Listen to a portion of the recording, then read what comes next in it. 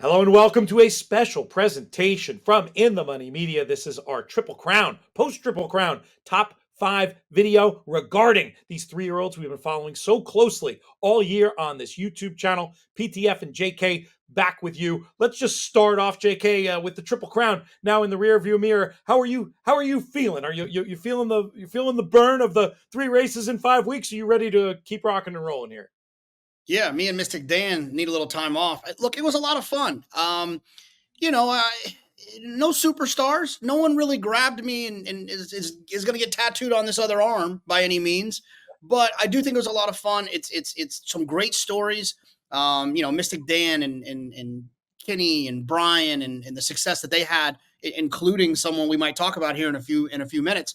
And then to see the coach Dwayne Lucas, and have that opportunity to sit down and do cart talk with him. And then the Jason Worth speech after he won with Dornick I thought was outstanding. What he said on Fox with that big audience of baseball fans watching right before the Yankees and the Dodgers, where he said it's the most underrated sport in the world, bar none.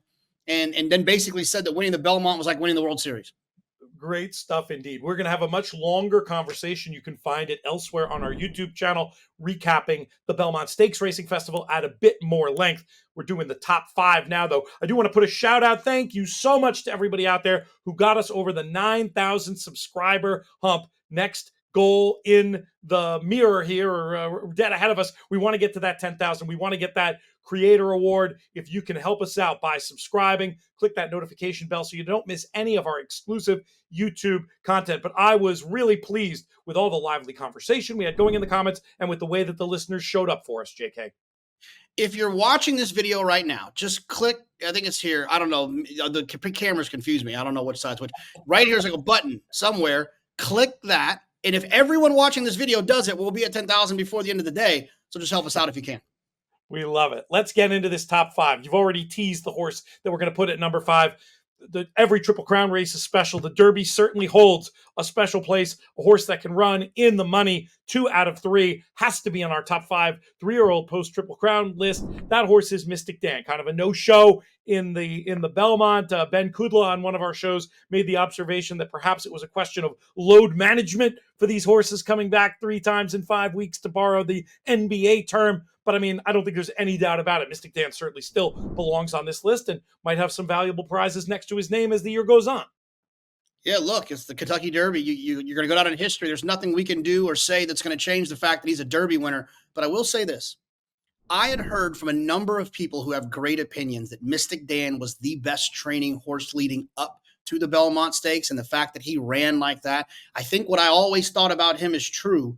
He's good, but he needs everything to work out perfectly for him and not perfectly for everyone else in order for him to win a caliber of race like this. He deserves to be in this top 5 as the Derby winner. I don't need him much moving forward.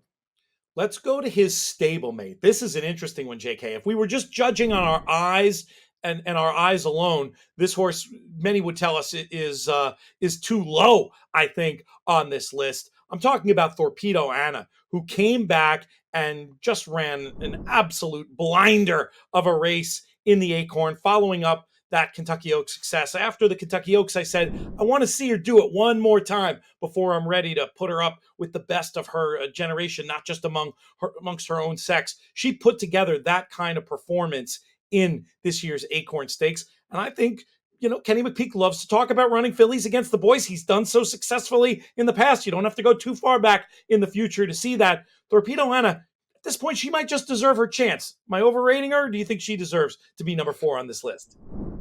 Yeah, sure. I think she deserves to be number 4 on this list because we've talked about it's a little bit of a lighter group. When you have 3 different winners of all 3 races, it suggests that. I have no problem with the idea. Look, I have Rachel Alexandra tattooed on my arm in Zenyatta, so the fillies against the boys is definitely not something I'm allergic to. But I will say this. Rachel was brilliant. Brilliant. Thorpedo Anna's not brilliant. She's just really damn good. And I think that she's going to need to kind of work her way into the brilliant category in order for me to see it warranted for her to run against the boys. Or if no one emerges over the next 6 to 7 weeks, 8 weeks leading into the summer, right? And you don't get a horse like Muth to come back and run well in the Haskell, or Fierceness to come back and run well in the Haskell, or Mindframe or something of that nature. Yeah, sure, give her a shot. If one of those horses shows up coming in off a triple digit buyer, I think she's better served to run in the Coaching Club American Oaks and the Alabama, because there's nothing wrong with those two races.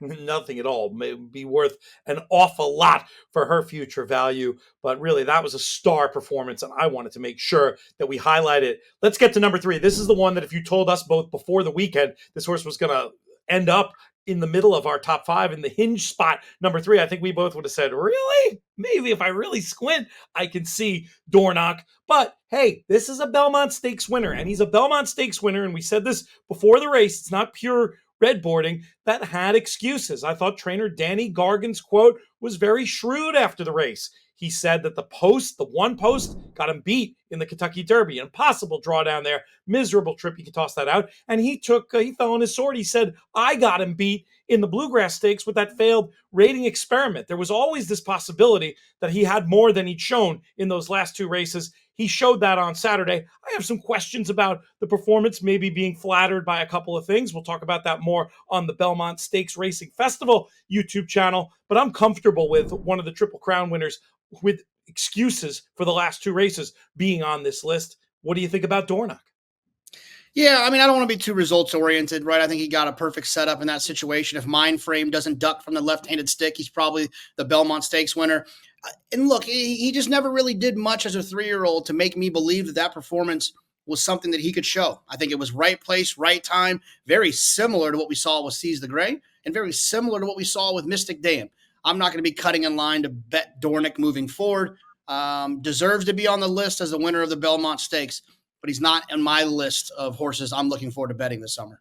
There is a reason why we will now be talking about some horses that finished behind Dornoch in the Belmont Stakes. Let's get to the one you mentioned, JK, Mindframe. So let me give you my perspective in the race. I'm sitting in the stretch seats on the second floor at Saratoga. You know what that means. You see all the momentum. You really know who's going to win, unless it's a track deeply tilted to closers. Then sometimes there can be a bit of an optical illusion. But on this track, which was at the very least kind to speed, if not out and out biased towards speed, I was super confident in identifying the winner in front of me. The winner of the race in front of me, 9 out of 10, maybe more like 19 out of 20 was Mindframe. He had all the momentum. I'm telling you, he was going to go right by until the little act of deciding not to be able to run straight. For a horse in only his 3rd start, we talked about this. You made the case he was the one who'd shown the most brilliance of this field. The haters, not necessarily the haters, but the people on the other side of the argument said, yeah, but he's only got 2 starts. Is that inexperience going to tell on him? I think the inexperience told on him, or we'd have had a different winner of the Belmont Stakes. But I'm super comfortable putting him here in the number 2 spot on our top 5 going forward. And if that's the wrong answer, he's probably too low. How funny it's going to be if him and another horse wearing blue and orange silks end up both trending in the right direction in the Travers. That will be an exciting week. I ran into Mike Rapoli right after the race, and he was very bummed out, more than I've ever seen him. He usually takes beats like that a little bit, like with his, a little bit more, with his chest out a little bit more. But he was a little bit beat up. So I think that it was an opportunity for him to kind of really feel like, I told you this horse was good. And he was being, I think, responding to some criticism of running the horse back so short. Very simple. I said, what did Irad say? And he said, Irad said, I hit him left-handed and he gave me absolutely nothing.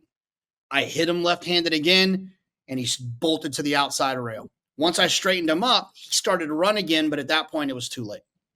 The horse was out of the barn, as it were. Let's hit a couple of quick honorable mentions here. You've mentioned a couple of these horses. Speaking of brilliance, because of the fact that we haven't seen them on the racetrack, we weren't comfortable putting Fierceness or Muth in the actual top 5. From a pure talent point of view, you could accuse me of a host fail for that one if you wanted to. But I know these were 2 horses you wanted to talk about, at least briefly, before we get to our number 1. Yeah, well, I think Muth and Fierceness will both show up in the Preakness, and I think if one of those horses does what I think a lot of people have always thought they were capable of doing, they thrust themselves right into this top 5. So we'll have an updated top 5 probably after the Haskell. We'll preview that Haskell as part of our 3-year-old journey that we've been on with you guys here, and then we'll try to see where it all lays. Seize the Gray probably also deserves to be an honorable mention. You in the Preakness, you deserve a call out. Like I said, I think all 3 winners of this Triple Crown were advantageous in their setups for those wins. But hey, they can't take the trophy from him now. That's right. I'm glad you mentioned Seize the Gray. Great story. Our friends over at My Racehorse, and a horse that ran so well on the Derby undercard, and then, went out like a light here on Belmont Stakes Day. But again, that load management idea, 3 races in 5 weeks, it's a lot, folks. And it may have told on him a little bit in the end. Still an interesting horse to see down the line. Number 1 on the list. This may surprise some people, but I feel good about it, JK. Sierra Leone. He ends up in the money. He still didn't exactly run straight in the lane, but here's the number 1 reason for me why I'm comfortable with him at the number 1 spot. I do think this was a track tilted towards speed on the day. I think as tamely away as Seize the Gray went, the pace didn't heat up as much as I thought it was going to. Smart tactics from Mindframe. Had he run straight, he would have won, but I also thought he might be more keen and aggressive early. So what I'm saying is, I don't think Sierra Leone got the setup we thought he was going to have. I don't think he got the racetrack he was going to have. Maybe some people are tired of the not running straight in the lane act. But honestly, going forward, I'm pretty comfortable identifying him as the 3-year-old I think is still capable of maybe doing the best things in terms of what he's shown us on the racetrack. What do you think about Sierra Leone in this top spot? Yeah, I mean, look, it feels weird putting him there, just considering, he didn't win any of these races, but Right. he was, he was an inch away from winning the Derby. He skipped the Preakness, and I thought that he ran considerably well considering the circumstances of the racetrack and his antics. I feel like his antics will get resolved. The cage bit was used last time for the first time, and he still got in pretty heavily. But I would think that at some point they're going to get that resolved. They've got a little bit more time now to work on it, right? I mean, they didn't have much time between the Derby and now to kind of get used to that situation. Now they have some time. I think I'd imagine he'll either point all the way to the Travers or at least the Jim Dandy as kind of a comeback. And I think maybe even the Jim Dandy, they can experiment. How about just glue this guy to the rail? Then he can't go left. I do think that he has the most upside because he just won't get out of his own way. From these horses we've talked about. I mean, I'm obviously a big fan of Mindframe, but I think he deserves to be number 1 here, and look forward to seeing where he goes the rest of the summer.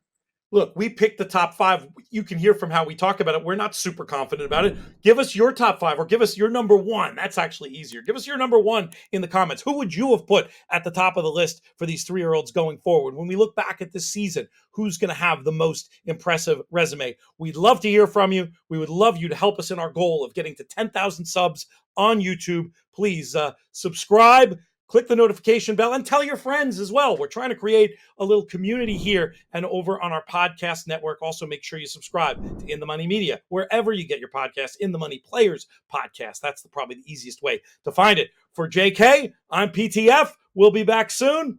May you win all your photos.